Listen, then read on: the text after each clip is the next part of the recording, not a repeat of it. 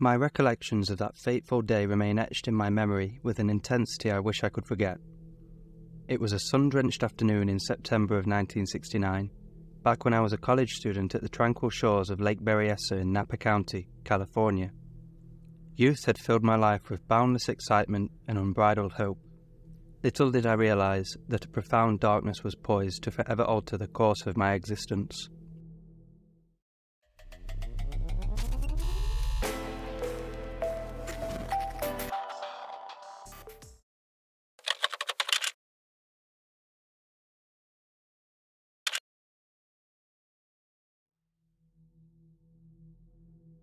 On that balmy day, my dear friend Cecelia and I had made the decision to bask in the serenity of Lake Berryessa's waters. The world around us seemed to exude an aura of serenity as we reclined by the water's edge, blissfully ignorant of the impending storm about to descend upon our idyllic day. As the afternoon sun cast its warm golden glow upon our surroundings, Cecelia and I shared our dreams and aspirations. We conversed about the grand plans we harboured for the future, the adventures we hoped to embark upon, and the vast horizons of possibilities that lay ahead. It was a moment suffused with pure, unadulterated joy. However, that joy was soon to be overshadowed. Cecelia pointed out a foreboding figure in the distance, clad in a black hood, sporting cheap clip-on sunglasses, and adorned with matching black attire emblazoned with a bizarre symbol. He stood motionless, an eerie spectre lurking on the periphery of our peaceful scene. We attempted to brush off this unsettling encounter, returning to our day's plans while remaining cautious, casting wary glances in the direction of the enigmatic stranger who continued to loom ominously in the distance. It didn't take long for Cecelia to gasp, her voice trembling. "He's coming towards us." I looked at her in disbelief, and before I could react, she stammered, "Oh my God, he's got a gun." Fear coursing through me, my thoughts raced. What could he possibly want from us, I pondered, as he drew nearer with every passing moment. Standing just 10 feet away, he remained silent, and it became abundantly clear to both Cecelia and me that this stranger harboured no intentions of friendly conversation. My voice trembled as I asked him, "What do you want from us?" Yet my question was met with an eerie silence. In an anxious frenzy, I hastily offered up my wallet and car keys from my jacket on the ground, tossing them over to him. However, as I began to rise to my feet, he finally broke the silence with a sinister hiss. "Don't get up," he snapped abruptly. "I want her to tie you up." He extended a thin spool of cord to Cecelia. Trembling, she reluctantly accepted it, her eyes locked onto the barrel of his gun. She began to bind my hands behind my back, her gentle sobs echoing in the stillness. I tried to reassure her that everything would be all right, but our tormentor interrupted with chilling words. "I've just killed a man while escaping from a Montana prison, and I'm not afraid to kill again." Then, he turned his attention back to me, binding my feet to my hands. In a gravelly voice, he divulged his plan to use my car to flee to Mexico. I implored him, "We've done everything you've asked. Take the car and leave us be. We won't say a word." But his response was devoid of emotion. "I'm going to have to stab you both." My heart sank. In our profoundly vulnerable state, we were utterly helpless, at the mercy of this remorseless predator. Gazing at Cecelia, tears welled in my eyes as I reluctantly accepted the grim inevitability of my fate. With all my strength depleted, and my destiny sealed, I whispered to myself, "I can't bear to see her hurt." I reluctantly called out to the monster, "Take me first." A chilling response came from our captor, "I'll do just that." As I watched in sheer horror, Cecilia's eyes widened as he brandished a menacingly large blade behind me. Time seemed to crawl as he drove the knife into my back. My ears rang, and my eyes closed, writhing in agony, my body tensing with each agonizing thrust of the blade. The relentless pounding of his clenched fist crashing into my back as he plunged into me echoed in my ears. As the assault continued, I struggled to release weak, laboured breaths as my body gradually surrendered. When he had seemingly finished with me, I mustered the strength to open my eyes. My vision blurred. I watched as a merciless assailant stepped over Cecelia, who was pleading, her voice trembling with terror. Please, no. I saw him raise the blood-soaked blade over her, and before he could strike, I turned away, unable to bear the horror. The sickening thuds accompanied each blow, and with each strike, Cecilia's cries for help grew fainter and more feeble.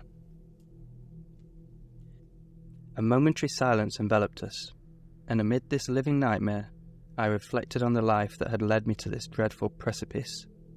I had once been a young man brimming with dreams and ambitions, a college student with a promising future. Now, all of that hung in the balance, as my life teetered on the edge of this psychopath's blade. As the minutes stretched into what felt like an eternity, our bodies weakened, but our spirits refused to yield. Against all odds, Cecelia and I clung to life with every ounce of strength we had left.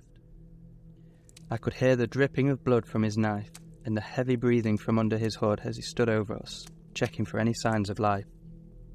Finally, the silence was broken, and as abruptly as he had arrived, the assailant departed. I heard his footsteps fade into the wilderness, leaving us behind in a pool of our own blood. Adrenaline surged through us. It was our chance to escape. We had no way of knowing if our attacker would return, but we couldn't take that risk. With every ounce of strength we could muster, we fought against our restraints, a symphony of pain and determination. I untangled my hands and then my feet, the cords cutting into my flesh as I wrenched them free. Yet, as I turned my attention to Cecelia, it became painfully clear that she was in dire straits. Her ashen face bore the marks of the merciless assault, her eyes distant, haunted by the horrors we had endured. I knew I had to act swiftly. Wait here, I instructed her, my voice a fragile whisper, as she sat there, her gaze fixed on me, a silent plea etched into her expression. And so, fueled by a desperate urgency, I sprinted through the dense thicket of trees, my heart pounding in my chest like a drum of survival. I emerged onto a desolate road, where fortune chose to favour me in that moment. A park ranger, a guardian of the wilderness, crossed my path. I was a mere shadow of my former self, my body trembling, weakened by the ordeal that had brought us to the brink of death. Yet, I summoned the last vestiges of my strength to guide the ranger back to where Cecelia awaited rescue. The ranger, his face etched with concern, remained steadfast by our side, calling for assistance, his words a lifeline in our hour of need. But, tragically, for Cecelia, it was a race against time that she would not win. Despite the ranger's valiant efforts and the paramedic's swift response, her injuries were insurmountable. As the ambulance sped towards the hospital, Cecelia slipped into a deep coma, her fragile grip on life slipping away like grains of sand through an hourglass. She never awoke again, leaving behind a chasm of grief that would forever haunt my soul. In the aftermath of that horrifying ordeal, life took on a surreal quality. Physically scarred and emotionally shattered, I underwent a grueling process of recovery that would last for months, years even. Each step in that journey was a painful reminder of the day my innocence was shattered by what turned out to be the Zodiac Killer. As I lay in the hospital bed, grappling with the searing pain of my injuries, I couldn't help but replay that dreadful encounter in my mind. The image of Cecilia's eyes wide with terror, the sound of the knife tearing through the flesh, and the sensation of blood oozing from my wounds haunted my every waking moment. Nightmares plagued my sleep, and I would often wake up in a cold sweat, reliving the nightmare. The physical wounds would eventually heal, thanks to the skillful hands of the doctors and nurses who tended to me, but the emotional scars ran far deeper, and they seemed to fester, refusing to let me forget. The guilt of surviving while Cecelia perished gnawed at my conscience. I wondered why fate had chosen me to endure this horror, leaving her life cruelly cut short. The police investigation into the Zodiac Killer continued, and I became a willing source of information. I recounted every detail of that day, every nuance of the attacker's appearance, and every word he spoke. It was a painful process, reliving the trauma over and over, but I clung to the hope that my testimony would help bring this monster to justice. But justice remained elusive. The Zodiac Killer remained a shadowy figure, taunting law enforcement with cryptic letters and ciphers that seemed to mock their efforts. Each unsolved case attributed to the Zodiac only deepened the sense of frustration and despair.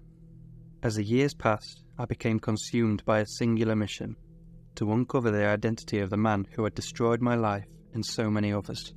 I pored over police reports, interviewed witnesses, and even consulted with experts in criminal psychology. It was a relentless pursuit that left little room for anything else in my life. Yet, despite my best efforts, the Zodiac Killer remained one step ahead. His ability to evade capture, his knack for leaving baffling clues, and his apparent lack of discernible pattern only added to the enigma that surrounded him. It was as though he revelled in the chaos and fear that he sowed. The toll on my own well-being was immeasurable. Relationships with friends and family strained under the weight of my obsession. I became isolated, consumed by a need for closure that seemed increasingly out of reach. The scars on my body were a constant reminder of the scars on my soul. In the years that followed, the case of the Zodiac Killer would have captured the imagination of true crime enthusiasts and armchair detectives alike. Books were written, documentaries produced, and theories abounded. Yet, despite the collective efforts of so many, the true identity of the killer remains, to this day, hidden. Thank you so much for watching, and if you've enjoyed this video, please consider subscribing and hitting the notification bell so you never miss out on a future upload. If you're still hungry for more stories just like this one, check out one of the videos on screen now. And thanks again for watching.